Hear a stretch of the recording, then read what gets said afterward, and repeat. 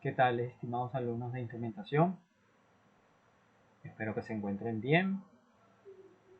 Eh, bueno, estamos aquí otra vez para continuar discutiendo eh, los métodos geofísicos. En esta oportunidad vamos a hablar sobre lo que son las mediciones geoeléctricas. Ok, vamos a entrar un poquito en detalle. Sin embargo, les comento que Este, además de que es el método geofísico más antiguo, es también uno de los métodos que tiene diferentes variantes, ¿ok? Tiene muchísimas variantes y es muy difícil abarcar cada uno de ellos en tan corto tiempo, ¿no?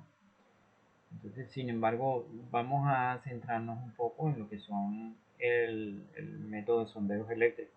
¿Okay? En un curso más avanzado como el de los métodos eléctricos, ustedes van a poder ver cada uno de las otras variantes que se refieren a los métodos o a las técnicas de mediciones geoeléctricas. ¿Okay? Entonces, en esta oportunidad simplemente vamos a hablar con más detalle sobre, sobre el método de sondeos eléctricos. Eh, y bien, entonces para iniciar, eh, debemos discutir primero lo que son realmente la magnitud que se mide en en los en los métodos eléctricos, que no es más que la resistividad eléctrica. Eh, Estas técnicas tienen, o sea, las técnicas de las mediciones eléctricas, o sea, su principal objetivo es determinar cómo se distribuye la resistividad eléctrica, es una propiedad intrínseca de los materiales, ¿ok? Este, Cómo se distribuyen en el subsuelo a diferentes profundidades, ¿ok? Y conocer esa distribución de la resistividad nos va a permitir identificar diferentes formaciones geológicas, o sea, diferentes estructuras, ¿ok?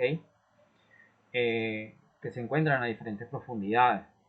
Y eso nos va a permitir saber, pues, poder identificar la litología, el tipo de geología que está presente. ¿Okay? Este tipo o esta característica se puede determinar debido a que las rocas de alguna manera se comportan como materiales conductores. ¿Okay?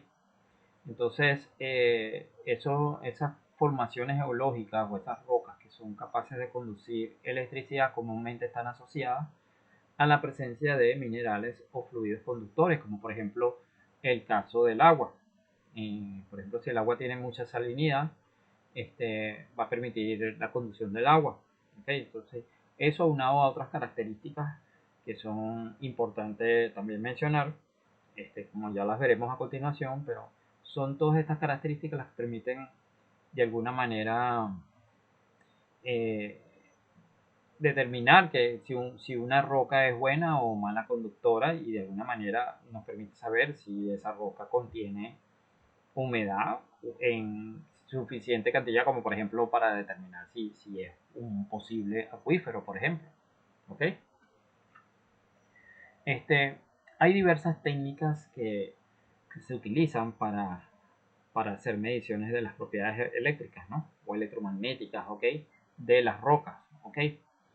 Eh, esas propiedades, por lo general, son la resistividad y la conductividad eléctrica de los materiales, ¿okay? Que conforman, en este caso, el subsuelo. Pueden ser rocas, pueden ser minerales, pueden ser cualquier metales, ¿okay? Cualquier material que pueda conducir la electricidad, este, esa electricidad eh, se va a producir debido a que esos cuerpos tienen la capacidad de responder ante la conducción de, de la energía eléctrica.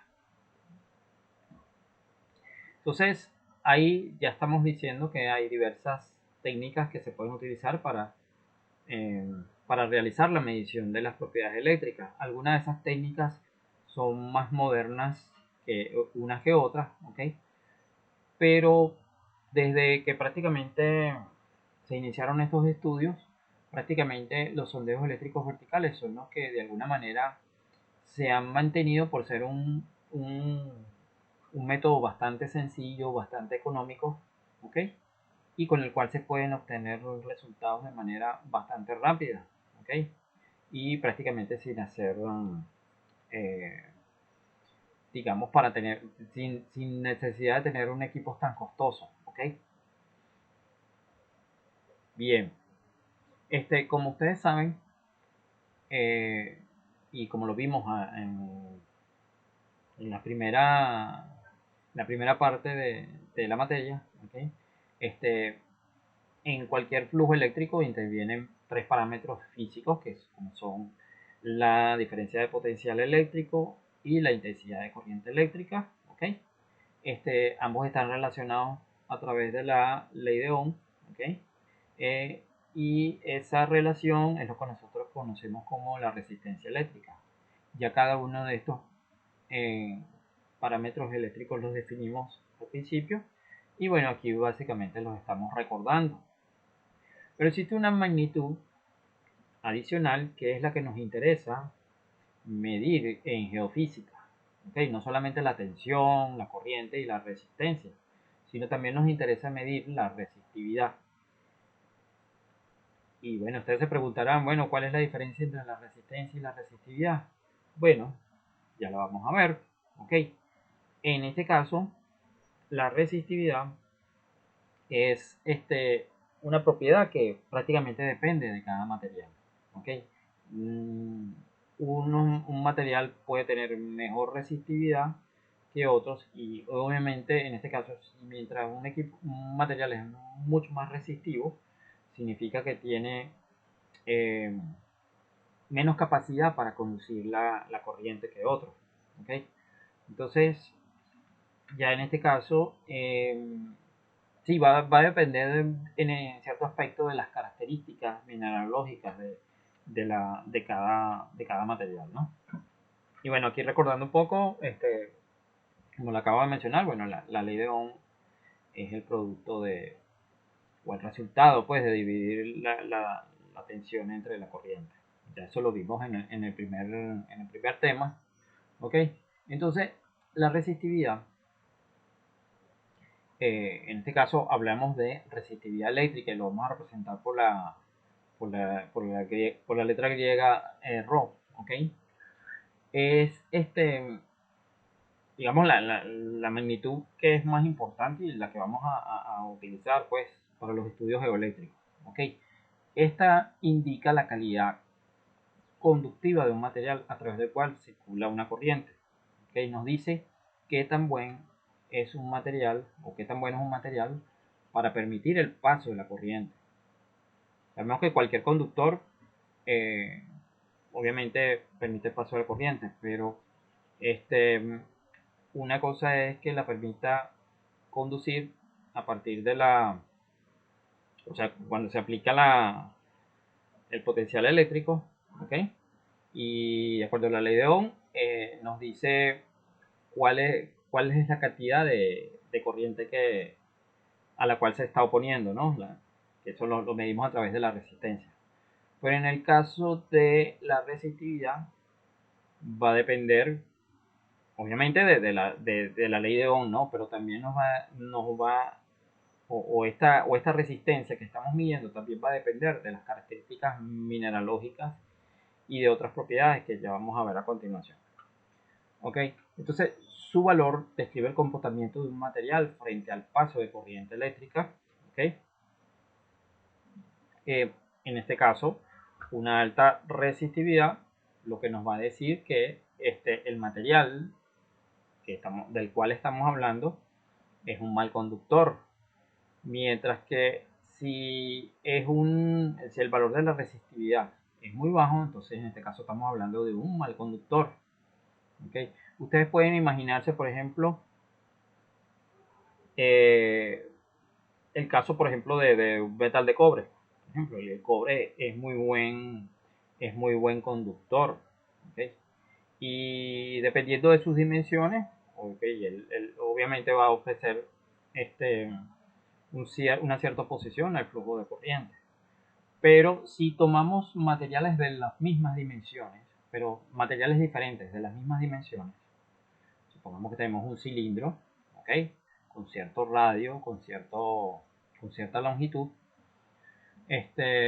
y ese cilindro puede ser de cobre, puede ser de aluminio, puede ser de madera, puede ser plástico, puede ser de vidrio, lo que sea.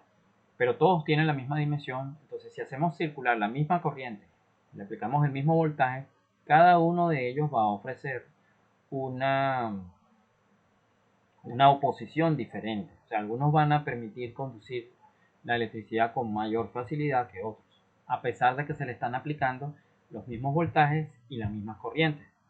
¿Okay? Los mismos voltajes y las mismas corrientes van a ofrecer la misma resistencia, pero no va necesariamente a indicar la misma resistividad. La resistividad nos va a indicar en este caso cuál de los mejores, o mejor dicho, cuál de estos materiales va a ser mejor o menor conductor. ¿Okay? Bien, entonces, ¿cómo podemos, eh, ¿cómo podemos medir esto? Bueno, entonces, por ejemplo, tenemos un cilindro, ¿okay? Al cual le hacemos circular una determinada corriente I. ¿Okay?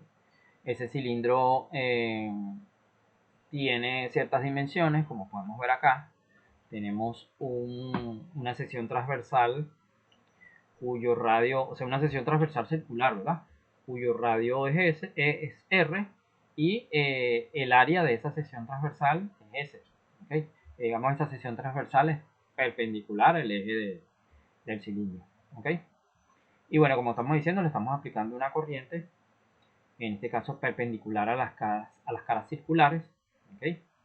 Ese cilindro tiene una longitud L, y entre las caras de ese cilindro le estamos aplicando un voltaje V, una diferencia de potencial V. ¿Okay? Entonces, la resistividad en este caso lo que está haciendo es describiendo el comportamiento de ese material en función de la corriente que se le está aplicando. ¿Okay? Y bueno, como ya dijimos, un alto valor de resistividad indica que el material es mal conductor, mientras que un bajo valor indica que es un buen conductor. ¿Okay? Y esa resistividad que resulta de aplicarle a este material, mejor dicho, no resulta, sino que es característico del determinado material, ¿ok? Lo podemos determinar a partir de esta expresión. Rho, que es la resistividad, va a ser igual a la resistencia, ¿ok? La resistencia que resulta de la oposición al flujo de corriente que se le está aplicando al material. ¿Okay? Multiplicado por el área de sección transversal, que ya vimos que es S, ¿okay? Dividido entre la longitud del material. Esa sección transversal no necesariamente tiene que ser una sección transversal circular, puede ser una sección transversal triangular, eh, cuadrada, ¿ok? Cualquier forma, pues cualquier forma geométrica puede ser eh, esa sección transversal, siempre y cuando sea bidimensional, ¿no? ¿Ok? Entonces, bueno, esta es la fórmula que nos daría la resistividad de este material una vez que se le aplica esta corriente. ¿Ok? Bien, las unidades en las que está expresada la resistividad es en ohmios por metro. ¿Ok? Fíjense, la resistencia en este caso está dada en ohmios. La sección transversal está en unidades de longitud al cuadrado, y la longitud del material está en unidades de longitud. Entonces, longitud cuadrado se cancela con longitud y me queda unidades de resistencia multiplicadas por unidades de longitud. ¿Ok? Es esto lo que tenemos acá. Entonces, la unidad más común que se utiliza en geofísica para la resistividad es el ohmiómetro, expresada en la letra omega ohm por metro. Pero también pueden haber otras derivadas dependiendo de pues, digamos por comodidad, ¿no? Puede ser el ohmios por centímetro o kiloohmios por metro.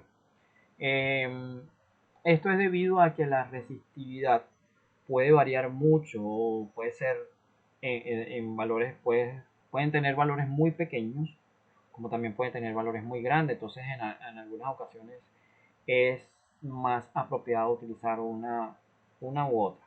Por lo general, en geofísica se suele utilizar siempre el ohmio por metro. Ok. Pero también está otra magnitud que se suele utilizar mucho. Fíjense, la resistividad nos dice que un material es, cuando un material es muy resistivo, ¿okay? Se opone mucho al flujo de corriente. Pero puede haber que no, o puede suceder de que algunas veces tengamos el caso contrario, que tengamos presencia de muchos materiales que suelen más bien permitir mejor el paso de la corriente. Entonces, en este caso, es mejor hablar de la conductividad, que no es más que el inverso de la resistividad. ¿Okay? Y bueno, del mismo modo, las unidades de la conductividad serían los inversos de las unidades de resistividad, ¿no? Por lo general, por ejemplo, el inverso de la resistencia, ¿okay? El inverso de la resistencia es el Siemens, ¿okay? Entonces, que se suele decir ohmios a la menos 1. Entonces, si vemos la equivalencia, entonces en el caso de las unidades de la conductividad serían Siemens por metros a la menos 1. O lo que es lo mismo, un ohmio a la menos 1 por metros a la menos 1.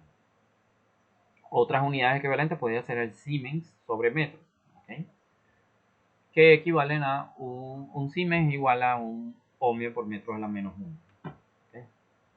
Entonces se suelen utilizar en muchos casos, dependiendo de lo que se esté investigando. Si estamos buscando materiales que siempre son muy conductivos, se suelen utilizar las conductividades. Pero si estamos buscando materiales que son muy resistivos siempre, porque hay abundancia de ellos, por lo general se suele utilizar la resistividad.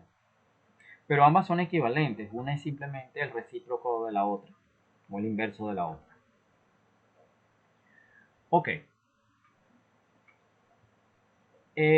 Bueno, por lo general la resistividad puede variar, o sea, dependiendo del material que estamos investigando, la resistividad puede variar muchísimo, ya lo dijimos, puede ser valores extremadamente pequeños, ¿okay? Como en el caso de los metales, ¿okay? Pueden ser el orden de los 10 a la menos 8 metros, perdón, 10 a la menos 8 ohmios por metro, y generalmente en los metales, que son muy buenos conductores, ¿okay? Pero también pueden variar hasta los 10 a la 15 ohmios metro, que son resistividades sumamente altas, ¿okay? Como es en el caso de las micas, ¿okay? Cuando se miden perpendicularmente la foliación. Si vemos acá este gráfico que tenemos acá, podemos ver los rangos en los que podemos obtener ciertos, digamos, los rangos de las resistividades de ciertos materiales. Por ejemplo, vemos que los metales tienen resistividades sumamente bajas. Aquí están expresadas en logaritmo de la resistividad en ohmios metros. Los metales son sumamente bajos. Tenemos, por ejemplo, sí, valores más o menos intermedios, en el caso de la magnetita, la galena, grafito, ¿okay? La blenda. Más intermedios, o sea, digamos que son resistividades también intermedias, en el caso de algunas rocas, como las metamórficas, las anhidritas, areniscas, ¿ok? Sin embargo, tienden a ser más bajas en rocas como las que son de grano fino, como las margas, los limos, las arcillas, ¿ok? Y tienden a aumentar mucho más las resistividades, en el caso de los feldespatos, y algunos minerales como el azufre, el cuarzo, las micas y las rocas ígneas, que pueden tener resistividades, perdón, en este caso las rocas ígneas no, sino las micas, quise decir. Las micas tienen valores extremadamente altos. Bien, También podemos ver otros valores de resistividad, por ejemplo, con el caso de los metales, ya los vemos ya mm, de forma más detallada. En el caso de la plata, es uno de los mejores conductores, 1,55 por 10 a la menos 8 ohmios metros. Esta cantidad de ohmios metros, aquí se me corrió el símbolo. Le sigue el cobre con 1,71. Quiere decir que la plata es mejor conductor que el cobre. ¿Okay? Y bueno, solo que el cobre es menos costoso pues, que la plata. En el caso del oro, es mejor, digamos, peor conductor que el cobre. Sin embargo, se suele utilizar mucho en equipos electrónicos, por ejemplo, en microprocesadores, ¿okay? Circuitos que, por ejemplo, de equipos de alta precisión, más que todo para evitar la corrosión. El oro se oxida muy poco, ¿okay? Mientras que el cobre se oxida más rápido y bueno, algunas deficiencias. Pues. En cuanto a la conducción, sobre todo en casos de cuando se trabaja con alta frecuencia. Entonces, en este caso, por ejemplo, el oro funciona mucho mejor. También le sigue el aluminio, wolframio, níquel, hierro, platino, estaño. Y por último, el grafito. A pesar de que es bajo, sigue siendo un muy buen conductor comparado con muchos otros materiales. También tenemos el caso de las aguas, según su origen, la resistividad puede variar mucho. Por ejemplo, en el agua eh, de los lagos y los arroyos, ¿okay? Entre 10 a la 3, o sea, entre 10.000 a 3 por 10 o digamos entre 3.000 ohmios metros. ¿Okay? Aguas dulces de 10 ohmios metros a 10 a la 3 ohmios metros. Aguas salobres de 2 a 10. Fíjense qué está pasando aquí. Mira que voy bajando aquí en la lista. Las aguas tienden a ser cada vez más conductivas. Por ejemplo, el caso de las aguas subterráneas ya está mucho más baja. Agua del lago salado 0,1 a 1. Y ustedes se preguntarán, bueno, ¿qué está pasando? ¿Por qué las aguas eh, disminuyen su conductividad en estos casos? Bueno, es simplemente que está aumentando el grado de salinidad. Mientras, si ustedes saben, el agua destilada es el agua más pura que hay. O sea, es el agua prácticamente que no tiene ningún tipo de sales ni minerales disueltos. ¿Okay? Entonces, obviamente no tiene iones disueltos. Y entonces eso impide que circule la corriente una vez que se le aplica un campo eléctrico. Sin embargo, mientras le agregas más iones, o lo que es lo mismo, agregar impurezas, minerales, ¿okay? Mientras más minerales le agregues, o sales, de esa manera le estás agregando más iones, ¿okay? Positivos o negativos. Eso va a permitir eh, que se favorezca el flujo de corriente una vez que se aplique un campo eléctrico a través de él. Entonces, bueno, eso de alguna manera nos permite diferenciar las aguas dulces de las aguas saladas. Y de alguna manera, por ejemplo, cuando se están haciendo estudios geofísicos, uno pudiera saber, de acuerdo a estas características, cuando un agua está contaminada o está muy contaminada o cuando un agua está eh, más pura, más limpia. ¿Okay? Entonces, estos son parámetros muy importantes conocer. Uno normalmente no está buscando metales en el subsuelo.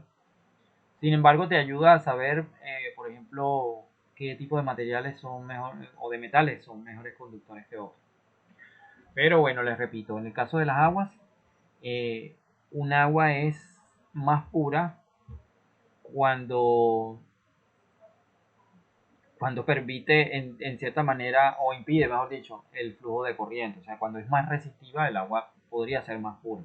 Mientras que en el caso de cuando tenga más impurezas, ¿okay? Pudiera tener muchas sales disueltas. ¿Okay? A lo mejor algunas de esas sales son son buenas para la salud, dependiendo de la cantidad, pero cuando son en grandes cantidades pueden ser dañinas y entonces se pueden considerar como contaminantes. Entonces eso también es otro dato a tener en cuenta. ¿Cuáles son los factores que afectan la resistividad de las rocas? Bueno, hay varios. ¿Okay? Están determinados principalmente por, o sea, digamos que un factor principal que afecta la resistividad de las rocas vendría siendo la salinidad del agua que contiene, y que esa agua está contenida principalmente en los poros de las rocas. ¿Okay? Aquellas rocas que tienen la capacidad de tener poros, ¿okay? Eso de alguna manera permite que en esos poros se almacenen fluidos salinos, ¿okay? O fluidos que puedan contener algún tipo de salinidad, sea poca o sea mucha. Eso de alguna manera va a afectar los valores de resistividad de esa roca. Entonces, a mayor salinidad, como ya lo dijimos, vamos a tener mayor conductividad de la roca. Si por el contrario tenemos menor salinidad, entonces en este caso va a haber una mayor resistividad, o lo que es lo mismo, una menor conductividad. Perdón, una mejor conductividad cuando la salinidad es muy poca. Entonces, esto es debido, o digamos que tiene que ver también con la porosidad y la permeabilidad de la roca. O sea, una roca que es muy porosa va a permitir mayor almacenamiento del agua o del fluido en estos casos. Pero también está la variable que es la permeabilidad, que es la que nos permite ver, o permite saber qué tan interconectados están esos poros. ¿Okay? Si hay mucha interconexión, entonces puede haber paso de corriente entre un poro y otro a través de esos fluidos que están contenidos en esos poros. ¿Okay? Entonces, eso también es otro factor a considerar. Por ejemplo, ya dijimos que la porosidad es uno de ellos.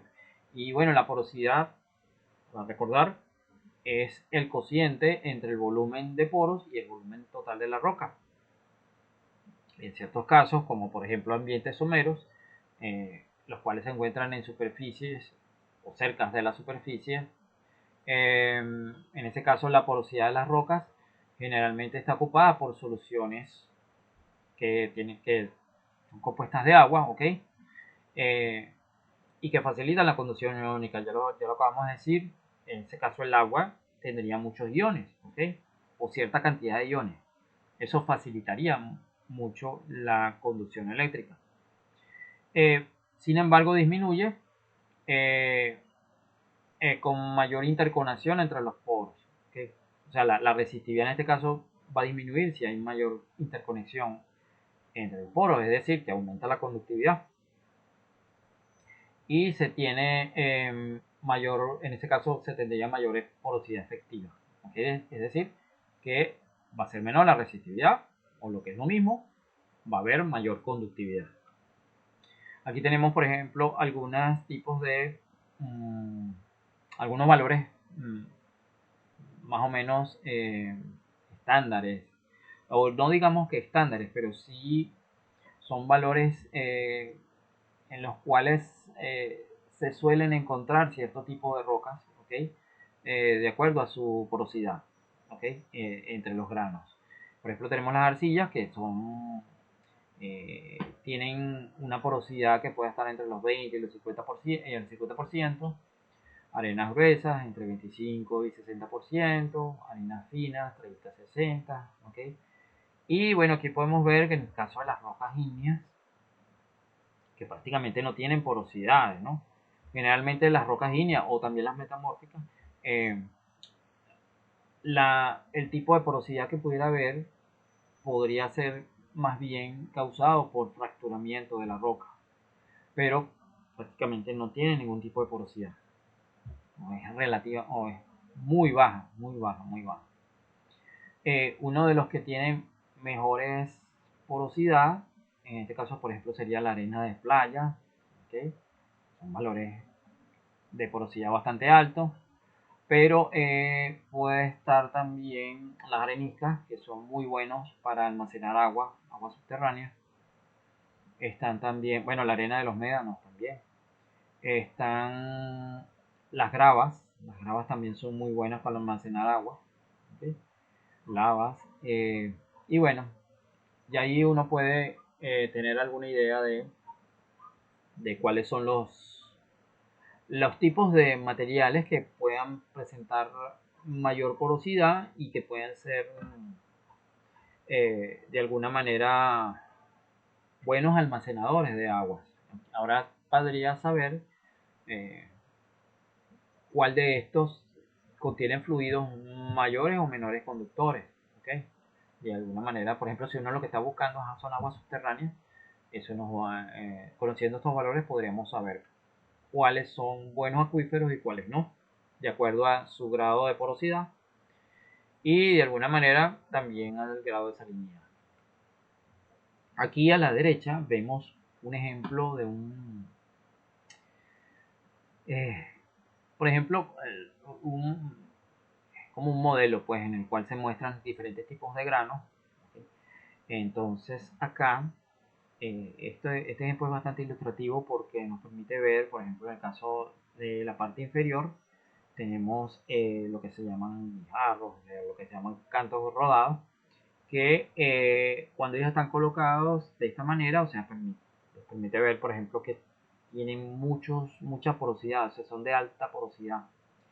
A medida que vamos subiendo, nos vamos acercando más hacia arriba, el tamaño de grano va disminuyendo, ¿okay? Quiere decir que la porosidad va disminuyendo también. Y tenemos en la parte superior ya granos muy finos, y en este caso, bueno, tienen menor porosidad. Pero bueno, por ejemplo, si nosotros quisiéramos buscar aguas subterráneas, tendríamos que fijarnos en tanto los que están intermedios como los que están más abajo, por ejemplo, en este modelo. ¿Okay? Buscar aquellas litologías en las cuales se observe mayor porosidad. Eso lo pudiéramos saber a través de los estudios geoeléctricos, ¿okay? Sin necesidad de tener que excavar. Y ya veremos cómo se puede hacer eso. O por lo menos vamos a iniciarlo en esta parte de la clase.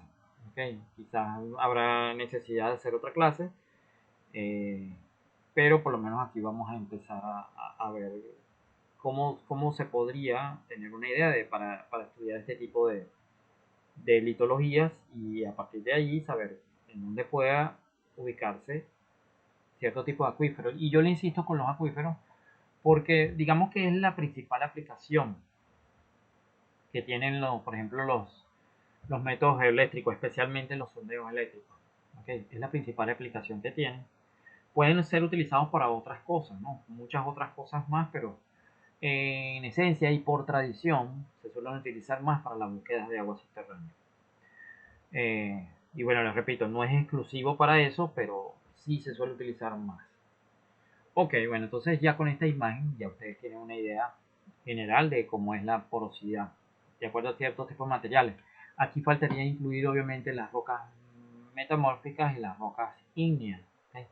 Pero como su porosidad son sumamente bajas, prácticamente tendríamos que imaginárnoslas como rocas en las cuales la porosidad no sea debida a los tamaños de grano, sino más bien a aquellas rocas que por algún cierto tipo de meteorización o por algún cierto tipo de eventos tectónicos o compresionales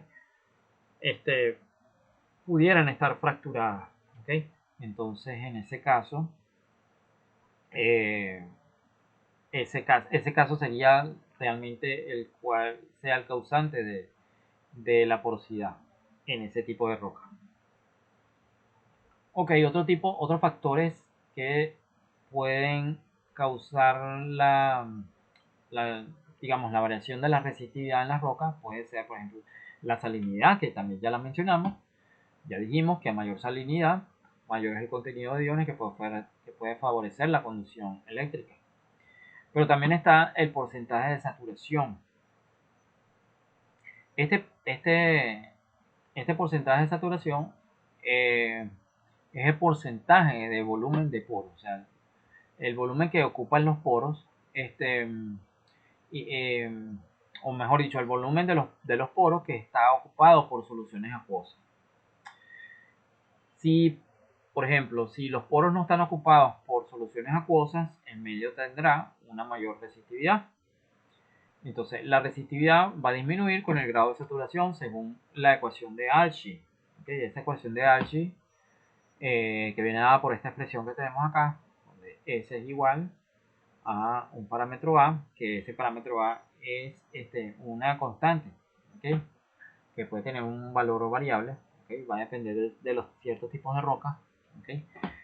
Dividido entre la porosidad elevado a un valor M, que también es una constante. Los valores de A pueden variar entre 0.5 a 2.5. Los valores de M pueden variar entre 1.3 y 2.5. ¿Okay? Y bueno, ese cociente está multiplicado por la resistividad de la roca a su máxima saturación. Nos estamos refiriendo a que la roca, todos los poros de la roca estarían saturadas al 100%. ¿Okay? Entonces, cuando esa roca está saturada al 100%, ¿cuál sería el valor de la resistividad que tuviera? O que tendría. Dividido entre la resistividad de esa misma roca, si los poros no están o están parcialmente saturados. ¿Okay? Entonces, esos serían los parámetros que me, que me darían los valores de los porcentajes de saturación. Entonces, ese es un parámetro también a tener en cuenta.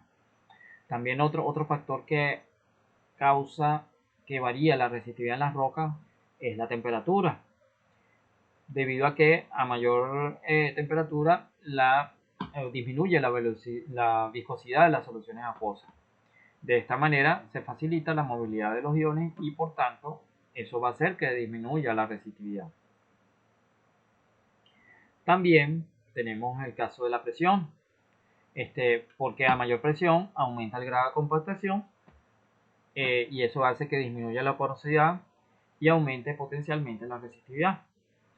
En el caso de las rocas muy compactas, como las rocas ígneas y las metamórficas, la presión de alguna manera va a provocar el fracturamiento, como ya lo dijimos, disminuyendo de alguna manera la resistividad de las rocas.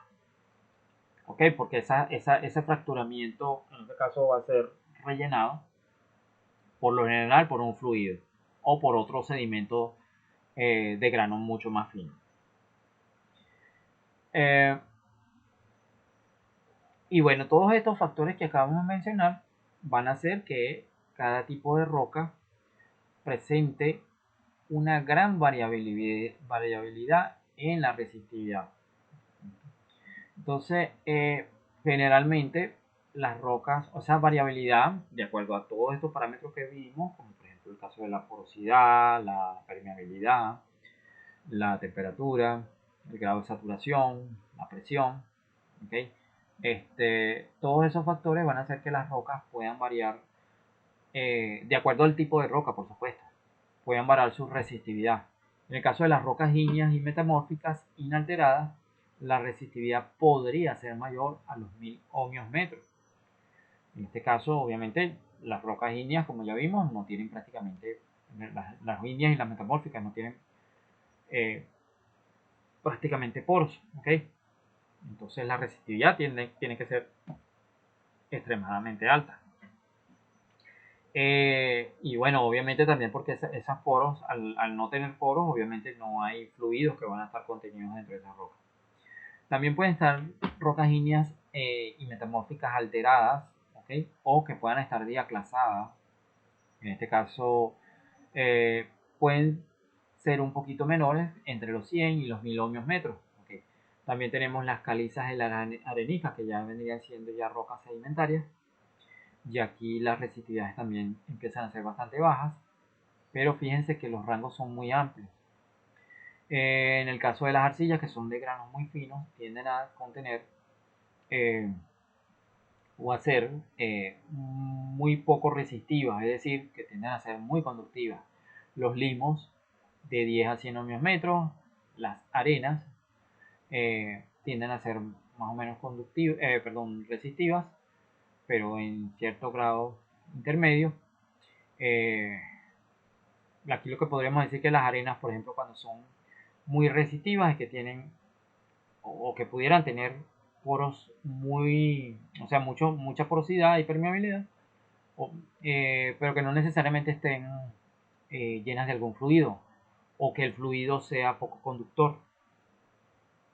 Pero en el caso de las resistividades bajas para la misma arena, pudiera ser que los granos sean, o, bueno, obviamente los granos van a ser finos, pero que esos espacios porosos van a contener algún tipo de fluido eh, que es muy salino, ¿okay? O sea, de alguna manera nos está diciendo el grado de salinidad. Y lo mismo aplica para las gravas, que también están un poco, el rango está un poquito más amplio. Pero si ustedes se observan, hay zonas que se solapan, ¿okay? Hay rangos que se solapan. Entonces, a veces no es fácil determinar qué tipo de lotología estamos hablando porque pueden confundirse unas con otras. Por ejemplo, el caso de las arcillas y las limos son resistividades bastante bajas, pero se pudiera confundir en el caso de cuando tengamos acuíferos, por ejemplo, arenas que tienen eh, estamos hablando de acuíferos que por ejemplo puedan tener aguas muy salinas, pues. Entonces eso puede causar confusión a la hora de la interpretación. Bien, este, bueno, si estamos investigando aguas subterráneas, es importante tener en cuenta que en el caso de los materiales detríticos, la resistividad va a aumentar con el tamaño de grano. ¿Okay? Eso creo que estamos claros. Eh, y por lo tanto, en una investigación hidrogeológica, o sea, si estamos buscando agua, en este tipo de materiales, que serían los materiales detríticos, ¿okay? eh, el objetivo en este caso va a ser encontrar resistividades elevadas. ¿Okay? ¿Por qué razón? Porque en ellas, o sea, indicaría la presencia de materiales más gruesos, o sea, granos gruesos, y por lo tanto va a haber mayor porosidad y mayor permeabilidad. Pero en el caso de las rocas compactadas, que hablamos de rocas compactadas como por ejemplo rocas metamórficas o rocas ígneas, ¿ok? En ese caso la permeabilidad y la porosidad va a estar asociada prácticamente a la fisuración o fracturamiento de la roca. En ese caso, el objetivo va a ser buscar las resistividades que son más bajas. ¿Por qué? Porque en esas fracturas o en esos fisuramientos, esa, esos fracturamientos estarían rellenos con materiales finos y posibles fluidos que van a almacenarse en esa roca fracturada. ¿Okay? Entonces, esa es como la roca en general, la roca ígnea, la roca metamórfica, tienen una alta resistividad.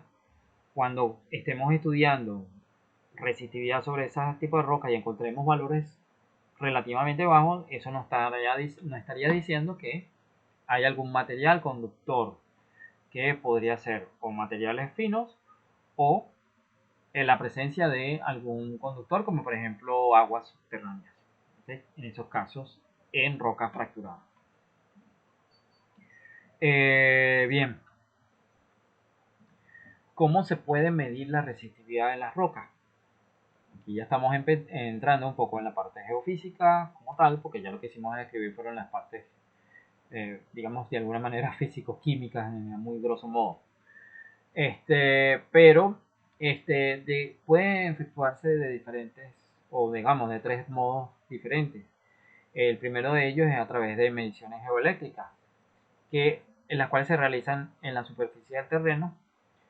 Por lo general se suelen realizar sondeos eléctricos verticales o sondeos magnetotelúricos. ¿Okay?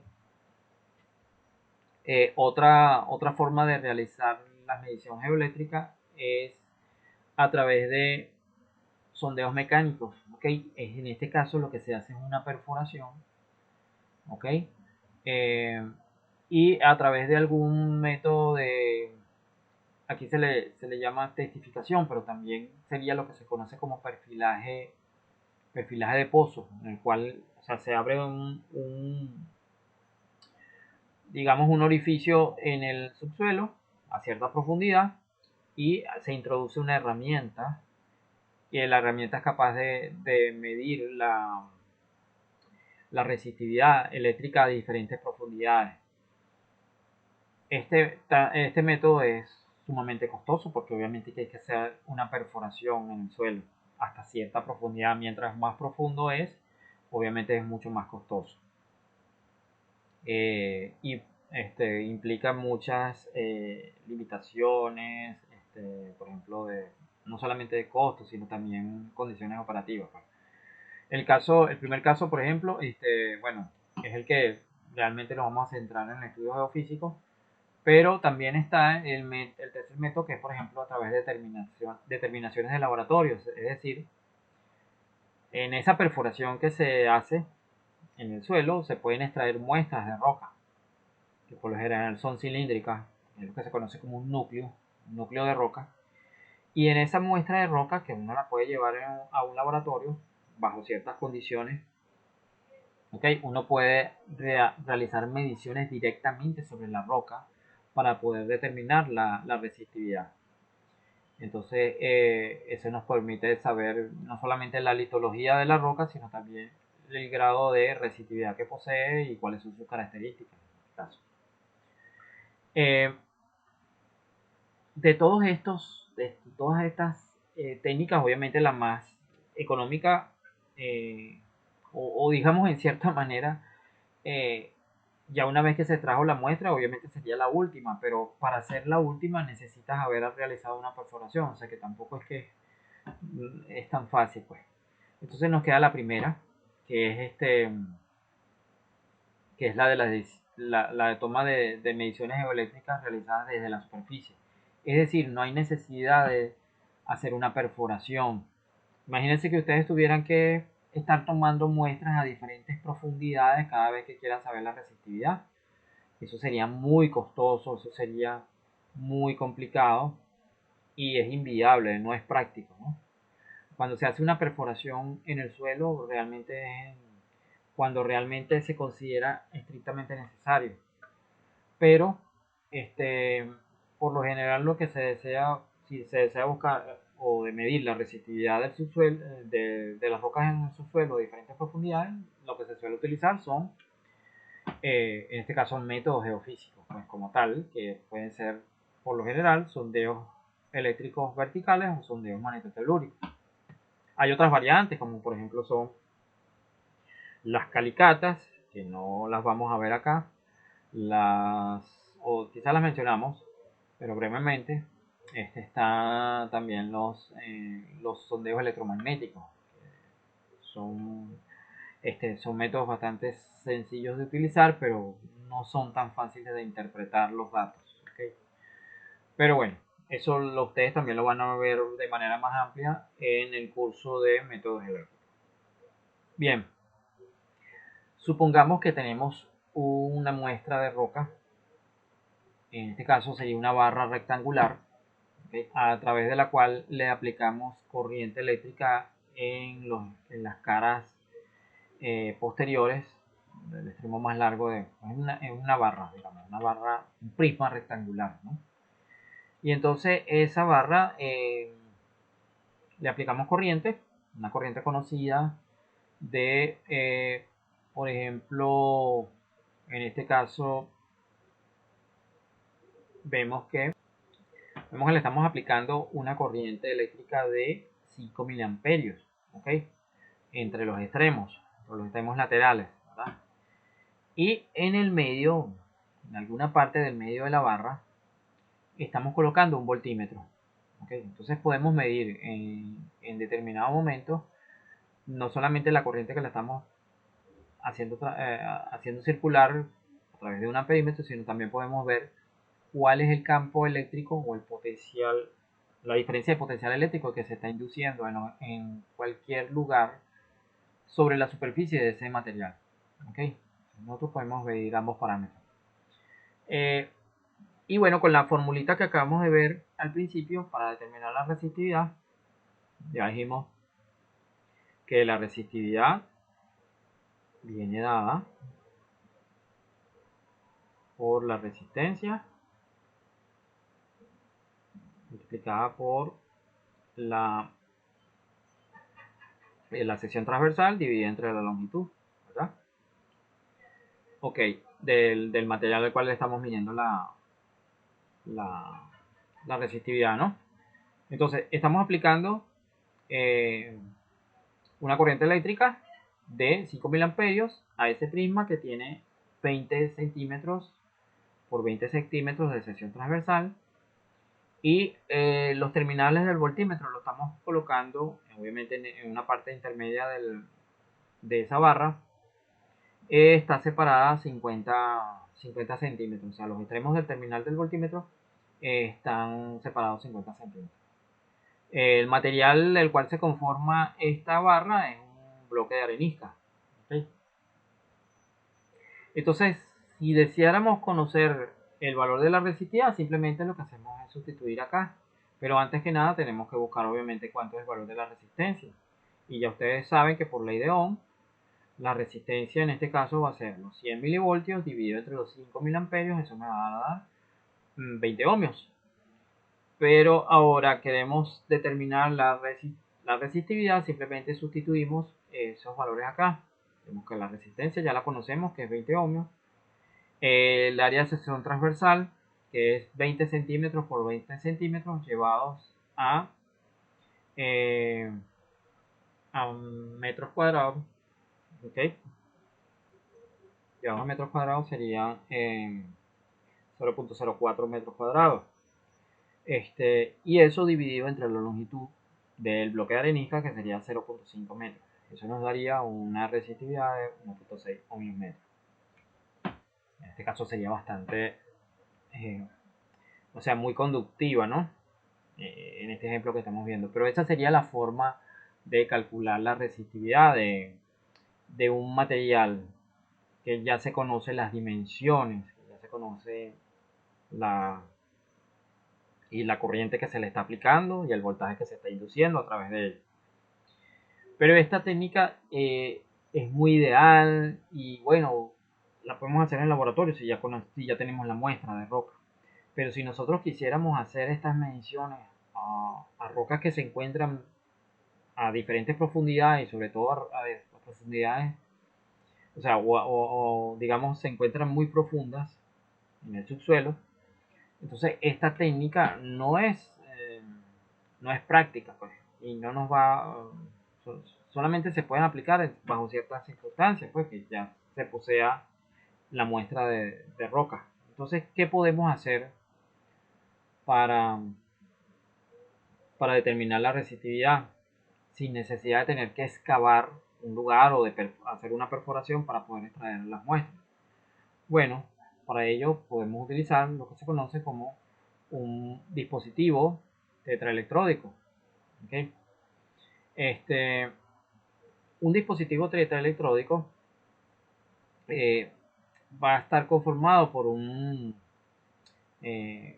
4 electrodos, ¿no? En estos 4 electrodos, en los cuales 2 de ellos podemos aplicar corriente y otros 2 en los cuales podemos medir el potencial inducido. ¿Okay? Eso lo vamos a hacer, obviamente, imaginándonos que el subsuelo se conforma de 2 semiespacios. O sea, tenemos un semiespacio que es no conductor, que en este caso es el aire. Está aire. Y tenemos el subsuelo.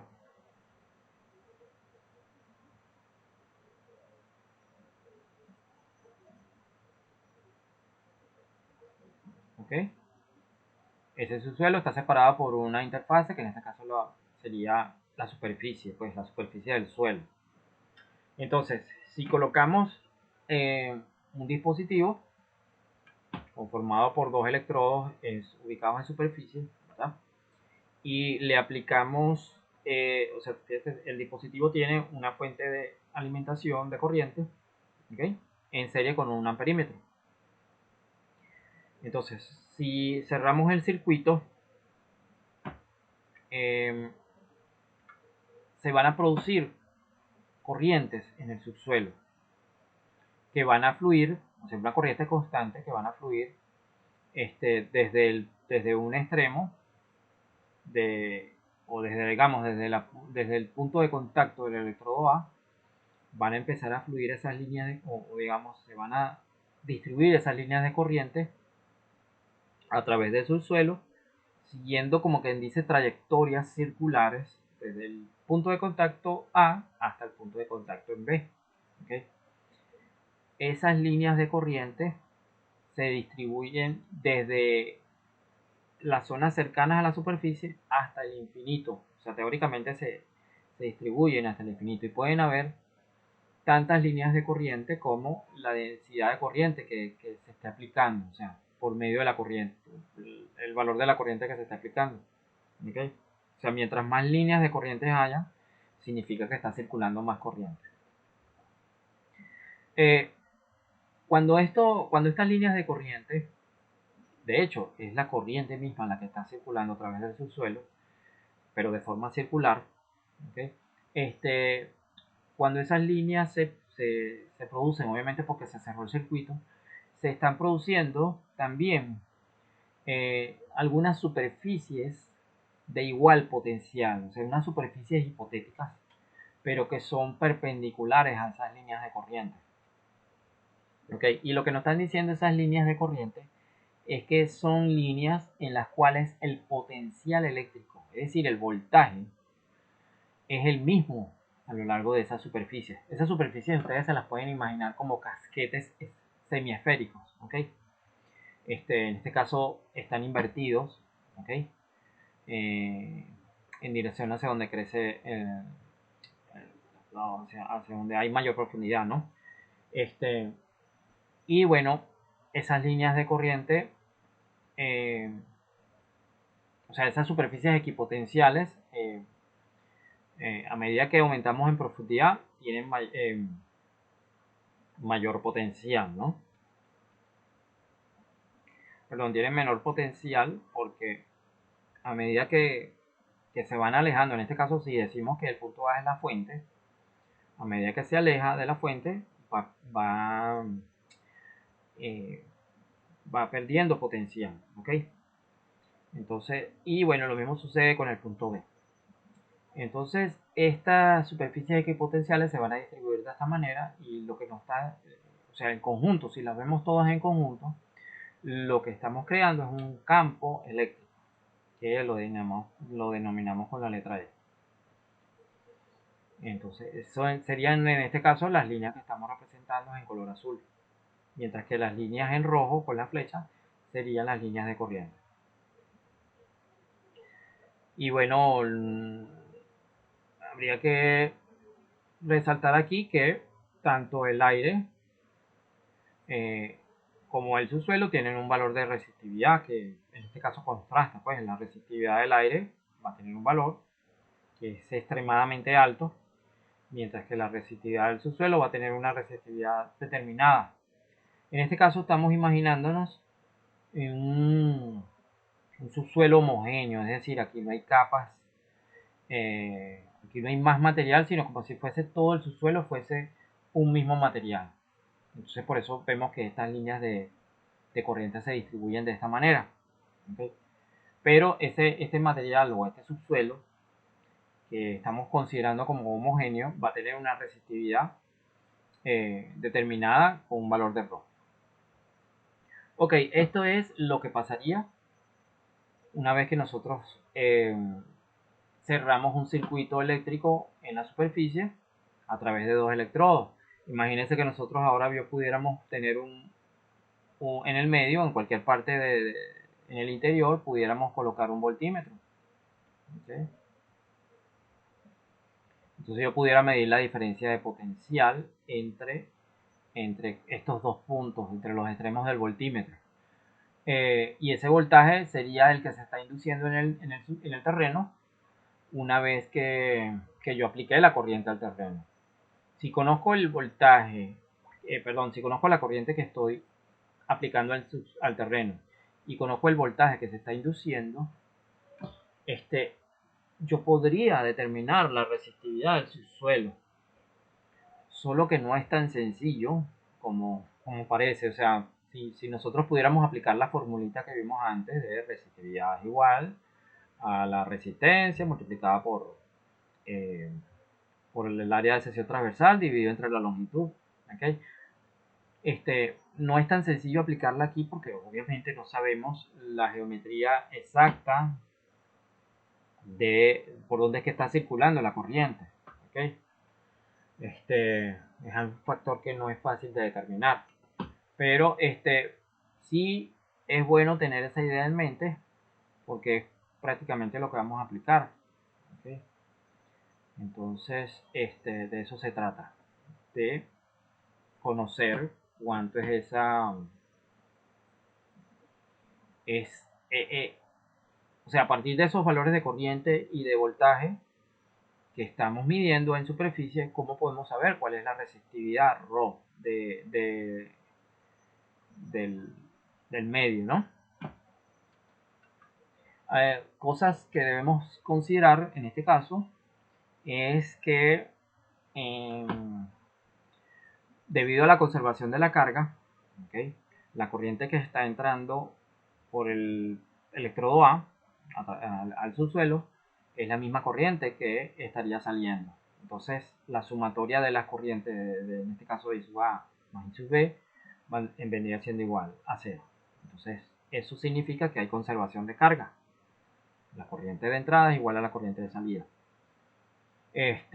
Y también deberíamos considerar que es un régimen estacionario, quiere decir que la corriente que está circulando no está variando en el tiempo, sino que la corriente se mantiene a un valor constante. Esas son condiciones necesarias para nosotros poder hacer los cálculos que vamos a hacer a continuación. Van a ser unas ecuaciones, no son difíciles, pero son un poco largas y aquí sí quiero que ustedes presten un poco de atención. Es fundamental entender esto para uno poder saber qué es lo que está midiendo en campo. O sea, cuando ustedes estén midiendo o utilizando el equipo eh, para hacer las mediciones, necesitamos saber qué es lo que estamos midiendo y cómo lo estamos midiendo. Entonces, por eso es importante que ustedes sepan los análisis que vamos a hacer a continuación, que nos entiendan bien. Entonces, aquí sí les exijo un poquito más de atención, ¿ok? Para que vean de dónde sale cada cosa. Entonces, si asumimos que el electrodo B, ¿verdad? El electrodo que ya dijimos que está acá, este electrodo que estamos colocando acá, si ese electrodo se encontrara bastante alejado del electrodo A, o sea, que se encuentre muy lejos, muy lejano, como para que estas superficies equipotenciales que vemos acá del lado B, prácticamente no se noten o no me afecten al electrodo A. ¿Okay? Digamos, si ese electrodo B está muy alejado, prácticamente no va a haber influencia de este campo del electrodo B sobre el electrodo A. Ok, esa es una de las primeras consideraciones que vamos a hacer. Entonces, si asumimos que el electrodo B se encuentra lo suficientemente alejado del electrodo A, como para no afectar el campo eléctrico producido por entonces podemos considerar una superficie equipotencial semiesférica de área S, ¿ok? De sección transversal S alrededor del electrodo A. Es decir, aquí tenemos el electrodo A, ¿verdad? Y obviamente la línea horizontal es la superficie del suelo. Entonces, en ese punto de aplicación, la corriente que está entrando por el electrodo A se va a distribuir en todas las direcciones. ¿Okay? Pero vamos a imaginarnos una superficie equipotencial que vendría siendo como el casquete esférico, ¿verdad? O el casquete semiesférico, ¿verdad?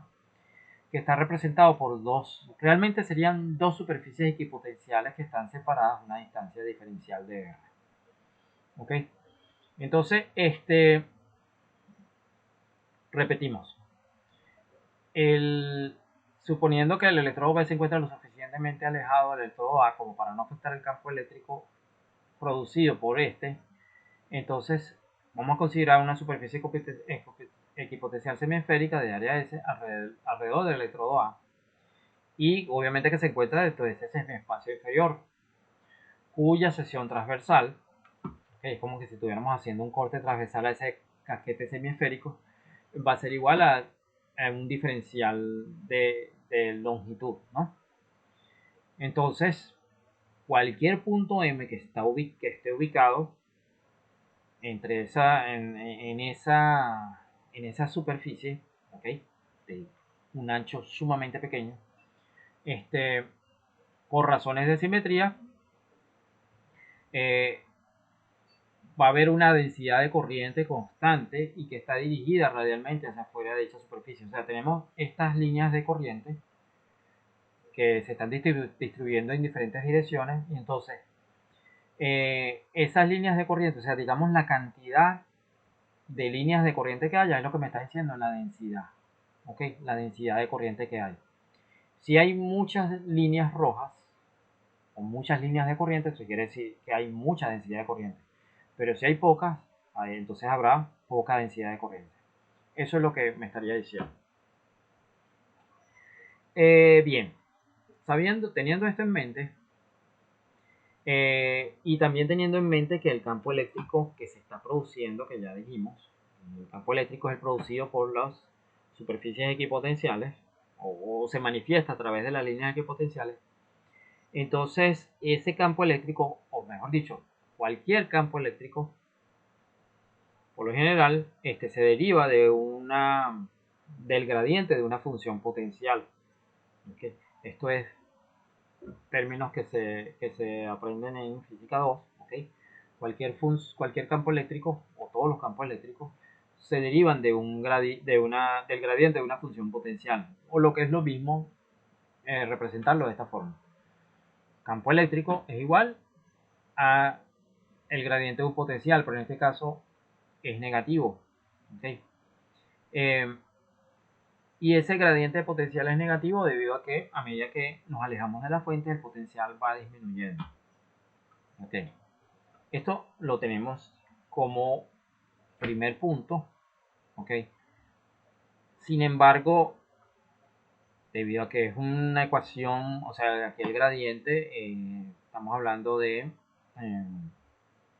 unas derivadas, ¿no? En el espacio tridimensional, pero podríamos hacer lo siguiente, que debido a las líneas de corriente, como se distribuyen de forma radial en todas las direcciones, okay, aquí vamos a hacer algunas simplificaciones para no enredarnos tanto, debido a que esas líneas de corriente se distribuyen de forma radial en todas las direcciones, entonces el potencial eléctrico, si lo calculáramos en coordenadas esféricas, ¿okay? Esta ecuación que está acá se puede reducir drásticamente a esto que tenemos acá. ¿Okay? O sea, esto que está acá se deriva de esto. Mejor dicho, esto se deriva de esto. Eso significa que el potencial eléctrico, o sea, una vez que lo simplificamos, se despejó el potencial eléctrico y queda de esta forma. El potencial eléctrico, ¿ok? Que lo representamos con la letra U, va a ser igual a menos el campo eléctrico multiplicado por esta diferencia de longitud que estamos denominando R. ¿Okay?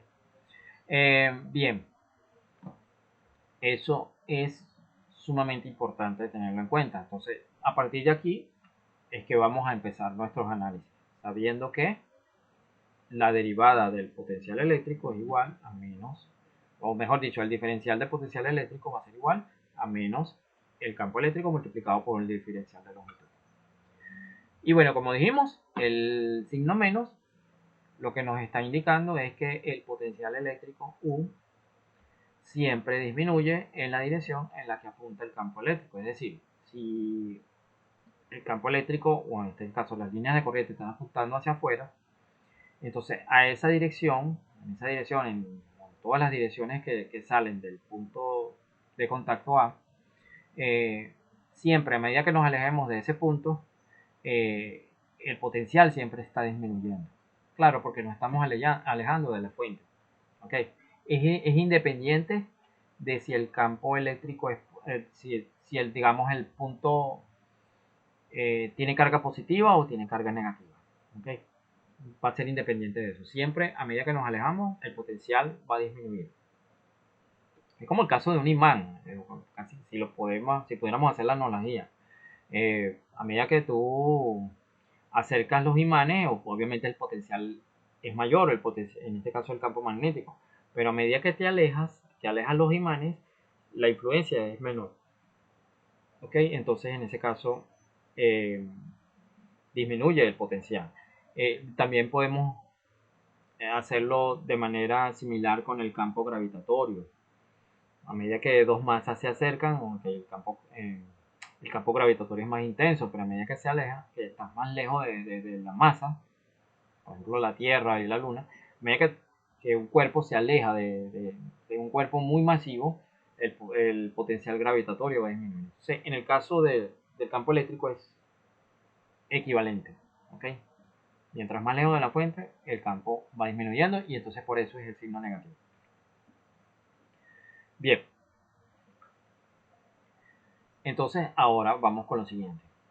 Si asumimos que todas las líneas de corriente que salen del punto A, que ya dijimos que se extienden en todas las direcciones en el semiespacio conductor, que en este caso es el subsuelo. ¿Okay? Entonces, si todas esas líneas de corriente que salen del punto A y atraviesan el semiespacio conductor, sean las mismas son las mismas líneas que van a llegar al punto B, entonces se puede aplicar la conservación de la carga espacial, ¿no? Es decir, que la misma cantidad de cargas que salen del punto A son las mismas cantidad de cargas que llegan al punto B. ¿Okay? Eso es conservación de la carga. También debemos considerar que, debido a que se trata de un campo estacionario, obviamente las cargas que entran y salen se mantienen en equilibrio en el tiempo, ¿no? Que no están cambiando. Entonces, eso indica que la densidad de corriente también se mantiene constante alrededor de cualquier punto arbitrario, ¿ok? Distinto de los puntos A y B. ¿Ok? No están cambiando en el tiempo, por eso es que es estacionario. Entonces, también consideremos que en el semiespacio conductor se debe cumplir la ley de Ohm, ¿ok? La ley de Ohm generalizada. Nosotros vimos que la ley de Ohm es igual voltaje sobre corriente. O sea, la resistencia igual voltaje sobre corriente. Pero en el caso de la ley de Ohm generalizada, en su forma tensorial, ¿ok? Ustedes van a pensar, oye, pero ya el profesor se está saliendo de algo. No, no vamos a entrar en partes tan profundas, pero sí es importante que le muestre la fórmula. La fórmula es esta, ¿ok? Esto es densidad de corriente y la densidad de corriente en este caso va a ser igual a la conductividad multiplicada por el campo eléctrico. Esa es la ley de Ohm en su forma generalizada. ¿Okay? Densidad de corriente de alguna manera lo que me está diciendo es que hay corrientes y los campos eléctricos también están relacionados con los potenciales eléctricos. Bien, entonces, sabiendo esto, como ya dijimos, bueno, sigma lo que me está representando es la conductividad del material. Ya como sabemos, la conductividad es el inverso de la resistividad. Solo que esta forma es la más fácil de representarlo. ¿Okay? Entonces por eso se coloca aquí. Pero pudiera haber sido campo eléctrico dividido entre la resistividad. Es otra manera de representarlo. Entonces, dicha ecuación, o esta ecuación que tenemos acá, es válida en el caso de los medios isotrópicos. ¿Okay? Medios isotrópicos, bueno, como ya ustedes saben, son aquellos en los que no importa la dirección en la que se midan las propiedades, en este caso la resistividad, no importa la dirección en la que se midan, siempre va a dar igual, ¿ok? Siempre va a dar el mismo valor. Si fuese un medio anisotrópico, entonces sí va a depender de la dirección en la que se mida y en ese caso esto se convertiría en un tensor de segundo orden. Entonces se volvería mucho más complejo. Pero en este caso vamos a considerar que es un medio isotrópico para no hacerlo tan complicado. Entonces esta ecuación lo que nos está diciendo es que la densidad de corriente, ok, en un punto va a tener la misma dirección y sentido que el campo eléctrico es. Ok, claro, porque son directamente proporcionales. Ok, entonces la densidad de corriente y el campo eléctrico son directamente proporcionales, entonces por lo tanto la densidad de corriente tiene la misma dirección y sentido que el campo eléctrico. También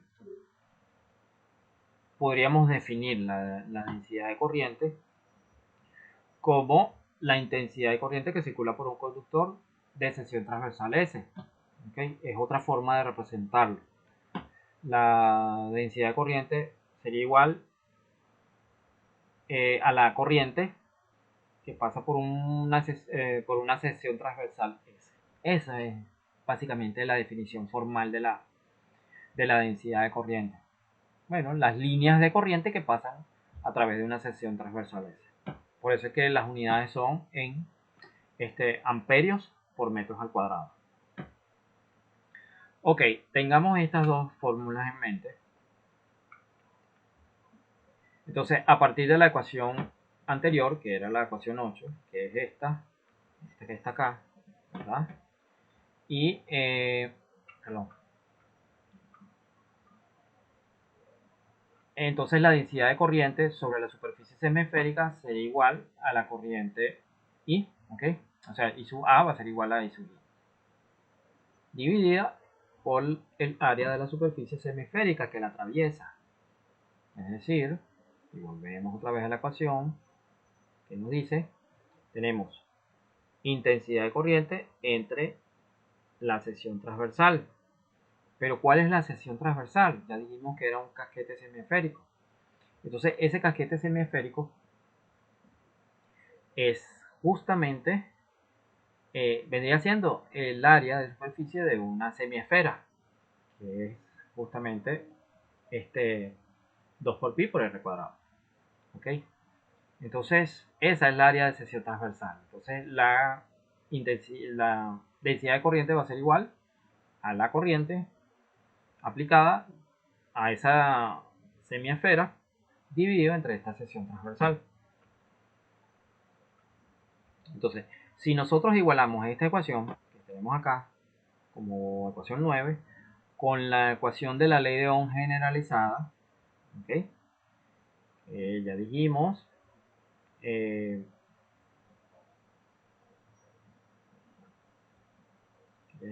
bueno, vendría siendo esto, la densidad de corriente es igual a la ley de Ohm generalizada, ¿okay? Sería igual o sea, sustituimos este valor que está acá, esta expresión, la sustituimos acá y ya no tendríamos que utilizar la densidad de corriente y simplemente despejamos el campo eléctrico y nos queda esta expresión que tenemos aquí, donde el campo eléctrico sería igual a la intensidad de corriente dividido entre 2pi por r cuadrado multiplicado por la conductividad. O, como ya sabemos que la conductividad es igual a la inversa de la resistividad, bueno, simplemente podemos expresarlo de esta otra forma. Y fíjense que ya ahora tenemos una expresión relacionada de la resistividad con respecto al campo eléctrico. Bien, si ahora tomamos esta ecuación y la sustituimos en la ecuación 6, si recuerdan, era la derivada del potencial eléctrico, Q, aquí lo dibujé mal,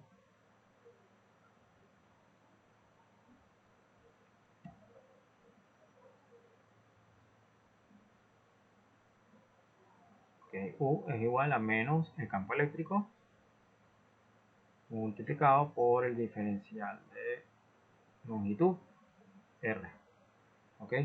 Entonces, si sustituimos esta ecuación allí, entonces nos queda que el diferencial de potencial eléctrico es igual a menos la resistividad entre 2pi por r al cuadrado por el diferencial de R. Ya con esta expresión, bueno, ahora lo que nos queda es de alguna manera emplearla para poder hallar el potencial eléctrico entre dos puntos que pudieran estar ubicados en superficie. Ok, vamos a ver cómo lo vamos a aplicar. Entonces, si deseamos conocer la diferencia de potencial entre dos puntos que se encuentran alejados, distancias R1 y R2 respectivamente del punto A, entonces basta con integrar la ecuación anterior. Es decir, si tenemos dos puntos que están ubicados en superficie, y decimos eso porque, bueno, realmente si están ubicados en superficie, pueden ser inclusive hasta que estén ubicados en cualquier punto sobre esas superficies extremos, ¿no? Porque si tenemos un punto acá y un punto acá, van a tener la misma separación entre estos dos. Entonces, por eso es que es aplicable. Pero nos interesa en la superficie porque la superficie es donde podemos estar con nuestros instrumentos. ¿Ok? Entonces nosotros vamos a colocar un electrodo acá y un electrodo acá, finalmente. ¿Ok? Y ahí es donde vamos a poder medir nuestras diferencias de potencial. Entonces, pero solamente vamos a hallar la diferencia de potencial debido a este electrodo en estas superficies que están separadas las distancias R1 y R2. Ok, entonces vamos a hallar esa diferencia de potencial en ellos dos. Entonces, aplicando la ecuación anterior, sería equivalente a integrar, ¿no? Correcto, la ecuación anterior, que volvemos un momentico hacia atrás para recordarlo, esta que está acá. Okay, lo que voy a hacer es integrarla. Entonces, esa ecuación sería o sea, el potencial desde R2 hasta R1 va a ser igual a menos, saco afuera porque estos son constantes, la resistividad por la corriente dividido entre 2pi por la integral desde R2 hasta R1 de el inverso de R2, o sea, R al cuadrado multiplicado por el diferencial de R. ¿Por qué desde R2 hasta R1? Bueno, porque ya dijimos que a medida que me alejo de la fuente, que en este caso es el electrodo A, la superficie más externa tiene menor potencial que la que está más interna. ¿Okay? Entonces por eso voy a integrar desde una de menor potencial a una de mayor potencial. Por eso es que lo estoy colocando así como aparece aquí. Que sería equivalente al potencial desde N hasta M. Podríamos llamarlo de esa manera. Entonces, y bueno, esta es la misma ecuación anterior, solo que ahora la estoy integrando. Bien, y simplifico, o sea, sustituyo, mejor dicho, los valores, o evalúo la integral. Entonces me queda menos el inverso de R1 menos el inverso de R2. Y entonces esto me quedaría sumando, pero con el signo que está afuera vuelve a quedar de esta forma: 1 sobre R1 menos 1 sobre R2. ¿Ok? Así que prácticamente está todo bien. Y bueno, nos quedaría de esta forma. ¿Ok? Realmente sería el potencial desde R2 hasta R1, o lo que hemos llamado aquí el potencial desde N hasta M, sería igual a la resistividad, multiplicado por la corriente entre 2pi, y eso multiplicado a su vez por la diferencia entre el inverso de la distancia R1 con respecto o menos el inverso de la distancia R2. ¿Ok? Bien, esta fórmula nos va a servir para detallar un poco más nuestros cálculos. Vamos a tener esta ecuación también en mente. ¿Ok? Y veamos lo que vamos a hacer a continuación. Entonces, si en lugar de considerar la diferencia de potencial, ¿ok?, consideramos potenciales absolutos, ¿ok? Es decir, aquí estamos considerando, volvamos un momentico hacia atrás. esto que estuvimos acá es la diferencia de potencial entre un punto aquí que llamamos M y un punto que llamamos N, ¿verdad? Ubicados en superficie, ¿ok? Con respecto al electrodo A. Pero eso serían potenciales relativos, o sea, una diferencia de potencial relativo al electrodo A. Yo quiero diferencias de potencial absoluto y eso es lo que vamos a determinar. Entonces, si en lugar de considerar diferencia de potencial consideramos potenciales absolutos, entonces es necesario atribuir a un punto determinado el potencial cero. Y bueno, ¿cuál es ese potencial absoluto que vale cero? Bueno, justamente aquel en el cual consideramos un punto que se encuentra en el infinito. Es decir, por convenio universal se toma como origen de potenciales, o sea, eso es un convenio que se toma en física, ¿ok? Que el origen de los potenciales eléctricos es un punto situado a una distancia infinita de la fuente, es decir, potencial cero. Por lo cual se halla el potencial absoluto en el punto R2, digamos que R2 se encuentra ubicado en el infinito. Entonces hacemos que R2 valga infinito, con lo cual se obtiene, o sea, si hacemos la ecuación anterior con R2 infinito, entonces obtenemos este valor que tenemos acá. Ese sería el potencial en R1 debido al electrodo A. ¿Sí? Y lo mismo pudiéramos hacer para cualquier otro electrodo que se encuentre a cualquier distancia desde el punto A.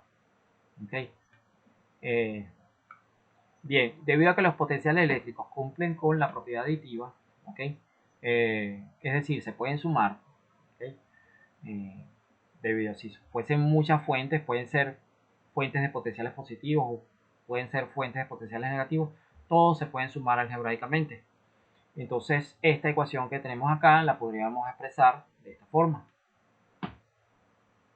El potencial total va a ser igual a la sumatoria de todas las corrientes divididas, o sea, la resistividad entre 2pi multiplicado por la sumatoria de las corrientes I sub i dividido entre las distancias R sub i.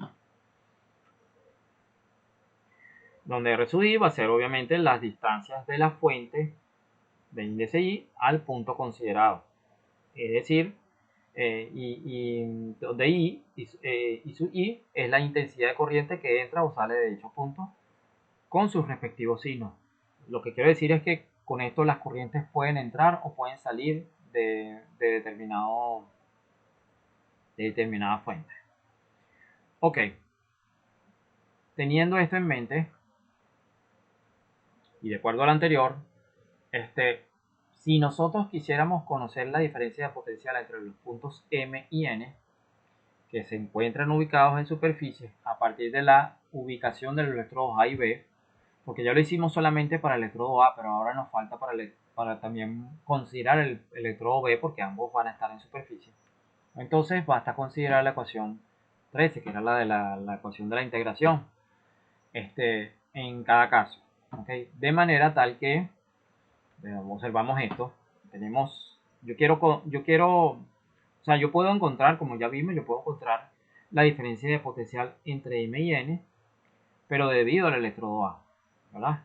Pero también puedo hacer lo mismo, el potencial en B, de M y N debido al electrodo B, ¿ok? Y luego, teniendo ambos, yo puedo considerar la diferencia entre ambos para obtener el potencial absoluto. Entonces, ¿qué voy a hacer? Para volver a tener todo en mente. Debo hallar el potencial entre M y N debido a A, que ya en cierta forma lo hicimos. También debo hallar el potencial entre M y N debido a B. ¿Okay? Y luego hallar la diferencia entre ambos. La diferencia entre ambos me daría el potencial absoluto entre M y N. Y ahí ya estaría el problema resuelto. Entonces, hallamos el potencial entre A y M, que es simplemente sustituir 2pi sobre R1. Y si hacemos lo mismo para R2, perdón, para la distancia desde A hasta N, es simplemente cambiar. Fíjense lo fácil que es. Simplemente cambiamos la distancia entre A y M, el potencial debido en M debido a A sería igual, simplemente colocar aquí la distancia R1. Y el potencial en N debido a A sería igual a la misma ecuación, pero considerando la distancia R2. ¿Ok? Si yo hago la diferencia entre ambos, porque los puedo sumar algebraicamente, y eso es lo que voy a hacer, resto estas ecuaciones, voy a obtener exactamente la misma ecuación que tenía antes, que es esta que está acá. Simplemente lo que estoy haciendo es la resta. Es otra forma de verlo. ¿Okay? Entonces, este sería el potencial entre M y N debido a A. ¿Ok? ¿Qué es esto? Rho por I entre 2pi multiplicado por 1 sobre R1 menos 1 sobre R2. Este sería el potencial entre M y N debido a A. Es exactamente la misma ecuación que vimos anteriormente. Ahora, vamos a hacer lo mismo con B y van a ver que es exactamente lo mismo. Solo que ahora vamos a considerar las distancias R3 y R4. ¿Okay? Entonces, del mismo modo, calculamos el potencial entre B y N, ¿ok? Que es considerando R3. Y lo mismo lo hacemos entre B y M, y en este caso consideramos R4, ¿okay? De acuerdo a la figura que vimos anteriormente. Entonces ahora nuevamente restamos a estos dos y obtenemos el potencial entre N y M debido al electrodo B. En este caso, la ecuación sería esta. 1 sobre R3, o sea, igualita a la misma anterior, pero aquí estamos considerando ahora 1 sobre R3 menos 1 sobre R4. Este es el potencial entre M y N, pero realmente es entre N y M. O sea, el orden aquí importa. ¿Ok?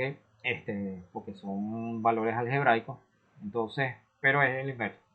Entonces, aquí tenemos este resultado.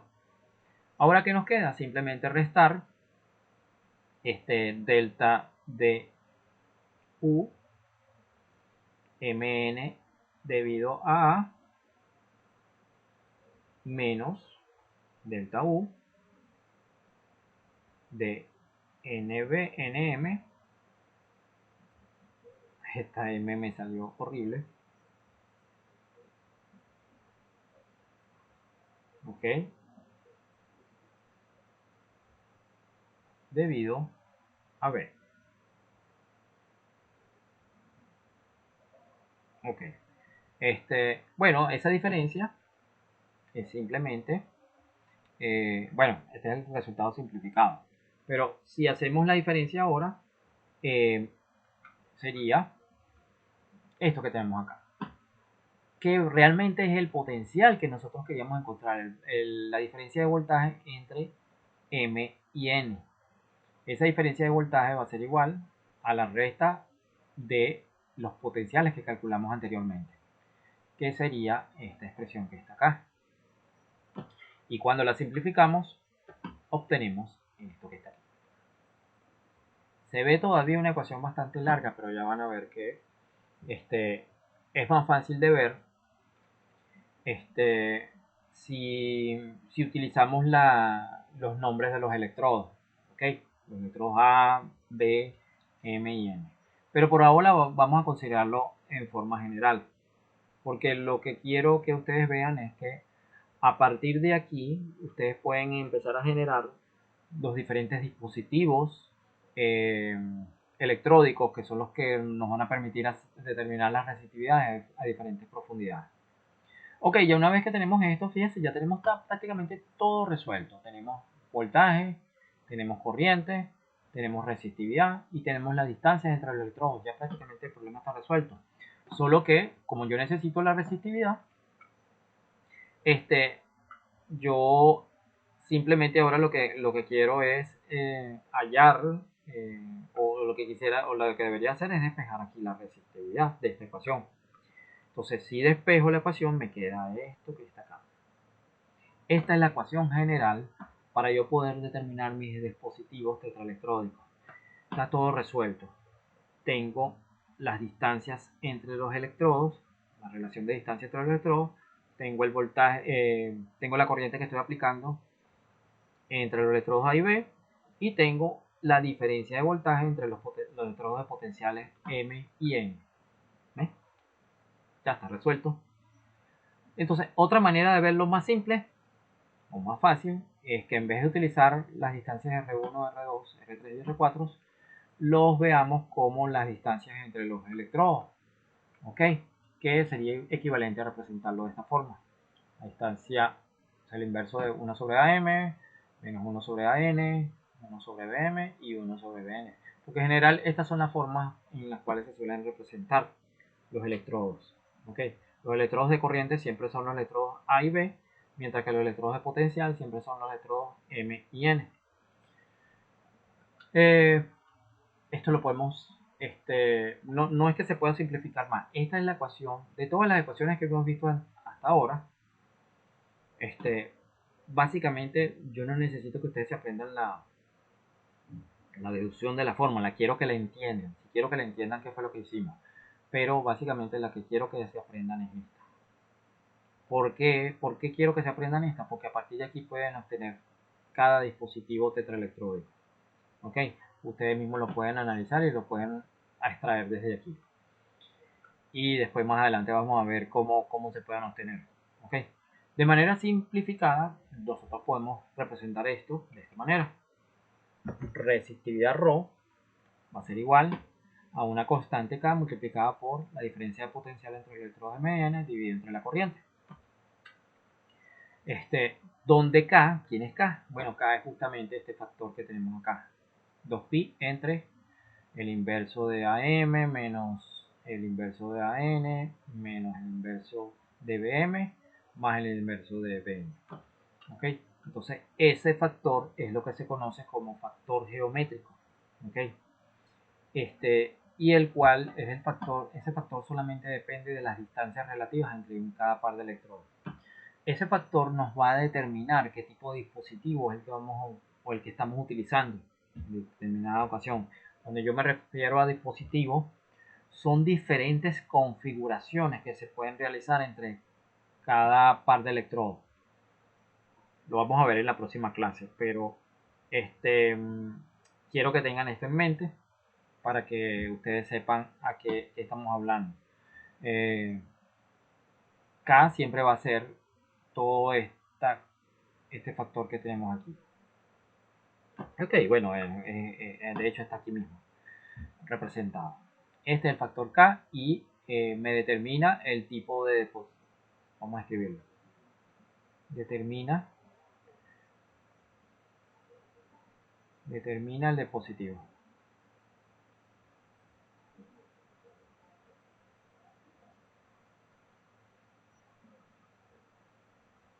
Ok.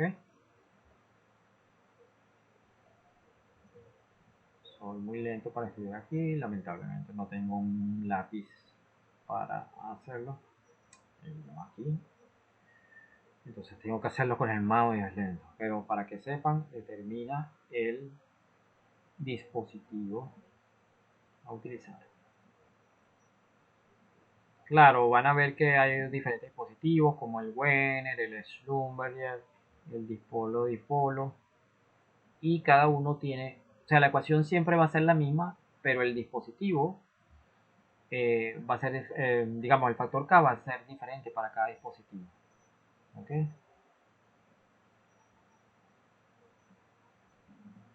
Wow, una hora para escribir dispositivo. Ok, chévere. Listo, eso es lo que quería escribirles aquí. Y bueno, a partir de ahí ya se pueden realizar muchas cosas. Conociendo este factor, ya podríamos, este factor y los valores de voltaje y de corriente, ya podemos determinar la resistividad del subsuelo, digamos de un subsuelo homogéneo. todavía la cuestión no termina aquí. Por eso es que es bastante complejo. ¿Okay? Pero bueno, ya estamos finalizando. Y solo quiero darle una pequeña breve introducción a lo que es un sondeo eléctrico vertical. ¿Okay? Y un sondeo eléctrico vertical es simplemente una serie de determinaciones de resistividad aparente. O sea, vamos a determinar la resistividad aparente con un mismo dispositivo. Es decir, con una misma configuración del factor K. ¿Ok? Y eso quiere decir que las separaciones de los electrodos siempre van a ser las mismas. ¿Ok? O sea, digamos que se van a mantener ciertas separaciones entre los electrodos de acuerdo al dispositivo que estamos utilizando. Y entonces, pero pueden ir variando a medida que se van realizando las mediciones. ¿Okay? Entonces, ¿qué es lo que se hace? Se efectúan diferentes mediciones con un mismo dispositivo y con separaciones crecientes entre los electrodos, manteniendo una cierta proporción, que es lo que define el factor K. Entonces, cuando el dispositivo empleado es simétrico o asimétrico, con un electrodo en el infinito, y durante la medición permanece fijo el azimut del dispositivo, el azimut es la dirección, ¿no? Y el centro del segmento MN, es decir, el centro de la separación de los electrodos MN, también permanece fija. ¿Okay? Entonces en ese caso se suele denominar un sondeo eléctrico vertical. ¿Qué significa esto? Vamos a verlo con esta figura. Tenemos los electrodos A, B, M y N. Ya sabemos que entre los electrodos A y B estamos aplicando corriente. Y cuando aplicamos corriente se forman líneas equipotenciales y esas líneas equipotenciales se distribuyen en todas las direcciones. ¿Okay? Ya dijimos que mientras más líneas de corriente hay más densidad de corriente. Y perpendiculares a esas líneas de corriente están las superficies equipotenciales, que fíjense que vienen siendo como casquetes semiesféricos que se distribuyen en su suelo. Entonces, si yo dejo fijo los electrodos MN, por ejemplo, pudiera dejar los electrodos fijos M y N a una separación constante, pero separo los electrodos A y B, ok, entonces ya los puntos de aplicación de corriente van a cambiar. Y al cambiar esos puntos de aplicación de corriente, también van a cambiar las líneas de corriente y van a cambiar también los campos. Significa eso que dependiendo de esa separación entre los electrodos, yo voy a estar determinando la resistividad a una determinada profundidad. Esa determinada profundidad no es sencillo saberla, realmente es bastante complejo determinarla, pero sí va a cambiar en función de las separaciones de los electrodos, de los cuatro electrodos. Las separaciones entre los electrodos MN también pueden cambiar. Por lo general se suelen mantener juntas dependiendo del dispositivo, pero pueden cambiar también y eso también aumenta los alcances del dispositivo que uno esté utilizando. Ok, pero básicamente es esto. Entonces, un sondeo eléctrico es simplemente, se mantiene un mismo factor K en la ecuación, ok, yo lo que estoy es cambiando las separaciones de los, si cambian las separaciones de electrodos, pero las relaciones del factor K se mantienen. Y obviamente cuando hago eso también están cambiando los voltajes, están cambiando las corrientes. Y cuando determino el valor, o sea, yo estoy determinando un valor de resistividad a determinada profundidad. Si cambio las relaciones de distancia, ahora determino a otra distancia, a otra profundidad, la resistividad, y a medida que sigo aumentando voy cambiando la resistividad a mayor distancia. Si muevo el dispositivo lateralmente, entonces la resistividad podría estar aquí, podría estar acá, pudiera estar acá. Es decir, yo lo que estoy haciendo es un muestreo, tanto en direcciones verticales como horizontales. Solamente en el caso de que se mantenga la posición de los electrodos MN fija y yo varíe, digamos, el centro se mantenga fijo y yo varíe las distancias entre los electrodos, Entonces yo voy a tener mediciones de resistividad en dirección vertical. Entonces en ese caso es lo que se conoce como un sondeo eléctrico vertical. Podemos verlo mejor en este gráfico animado que les voy a mostrar ahorita. Entonces, por ejemplo, supongamos que tenemos un subsuelo conductor conformado por 3 capas horizontales, cada una con diferentes resistividades, ¿verdad? Entonces, ROSU 1, ROSU 2, ROSU 3. El circuito, como ya vimos, es un circuito simple que contiene una fuente de alimentación en serie con un amperímetro. ¿Okay? Tenemos un switch que nos permite encender y apagar el circuito. Y tenemos un voltímetro que está conectado a los electrodos M y N. La fuente de alimentación y el amperímetro está conectado a los electrodos A y B. Entonces, si yo cierro el circuito, empieza a circular corriente desde A hasta B, ¿okay? A cierta separación, ¿verdad? Entonces se forman las líneas de corriente. Entonces, como la mayor densidad de corriente, de acuerdo a que la separación es muy pequeña, de los electrodos, la separación entre los electrodos es muy pequeña, entonces la densidad de corriente es muy alta a poca profundidad. Entonces yo estaría determinando la resistividad de corriente, podríamos decir que estaría en este punto. Si mantengo fijo el centro de este dispositivo, llamemos todo esto conjunto de 4 electrodos con la fuente de alimentación y los voltímetros y los electrodos, todo eso es mi dispositivo tetraelectródico. Okay. Si yo mantengo el centro fijo y muevo los electrodos, ¿okay? En este caso voy a mover solamente los electrodos A y B, pero también pudiera mover los electrodos MN, siempre manteniéndolos equidistantes del centro. Bueno, aumento la separación entre los electrodos A y B. Entonces ahora vuelvo a desconectar, ¿okay? Y para separarlos, ¿no? Por supuesto, para separarlos la corriente. Esto es así porque por modos operacionales, y ustedes lo van a ver en la práctica, yo tengo que abrir el circuito cada vez que aumente la separación de los electrodos. Esto es para evitar accidentes que uno esté tocando los electrodos al momento de hacer las mediciones. Ya una vez que uno hizo la separación de los electrodos, yo puedo volver a cerrar el circuito. Y fíjense lo que pasa ahora. Ahora las líneas de corriente tienen que recorrer mayor distancia. Pero como ellas se distribuyen en grandes longitudes en todas las direcciones, la mayor densidad de corriente ahora va a estar en esta zona, ahora va a estar en la segunda capa. Entonces yo podría decir que ahora la profundidad que yo estoy determinando se encuentra acá. Y como yo conozco mi ecuación, ρ igual a mi parámetro K multiplicado por delta B sobre I, yo puedo determinar mi resistividad aquí y puedo determinar mi resistividad acá. Suponiendo que esta capa es homogénea e isotrópica, y suponiendo que esta capa es homogénea e isotrópica, y suponiendo que esta capa es homogénea e isotrópica. ¿Ok? Entonces, yo puedo calcular cada una de esas resistividades simplemente sabiendo la corriente que circula por acá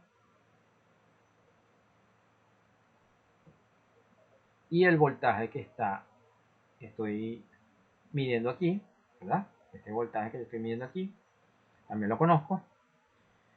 Y el K lo determino a partir de las separaciones del electrodo. Entonces ya está resuelto. Por lo menos para medios isotrópicos. Si quisiera ir más profundo, bueno, vuelvo a abrir mi circuito. Voy a quitar aquí.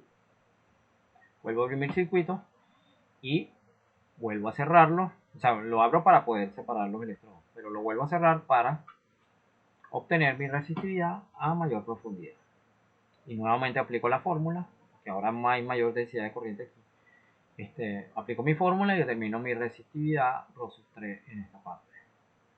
Y de esta manera estamos obteniendo resistividades aquí, resistividades acá, sobre una misma línea vertical.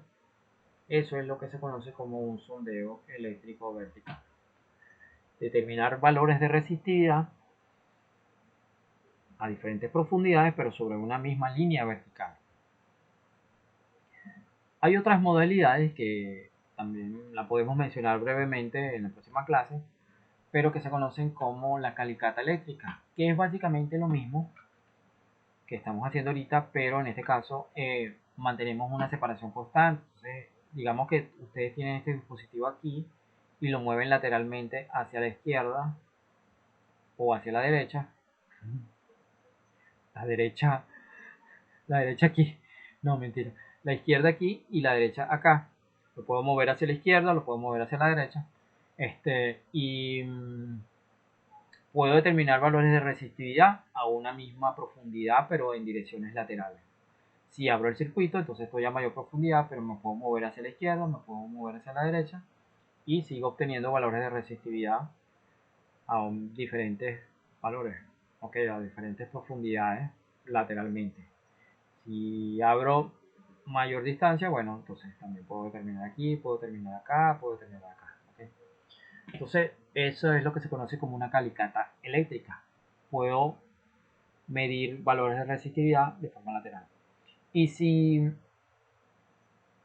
y si hiciera una combinación entre calicatas y sondeos, entonces lo que tendría es una imagen tridimensional de resistividades, ¿ok?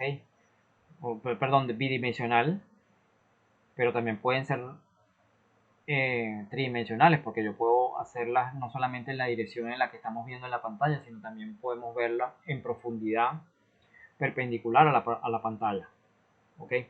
Entonces puedo tener resistividades tanto en direcciones verticales, laterales y también perpendiculares a la dirección en la que se encuentra moviéndose el dispositivo. ¿Ok?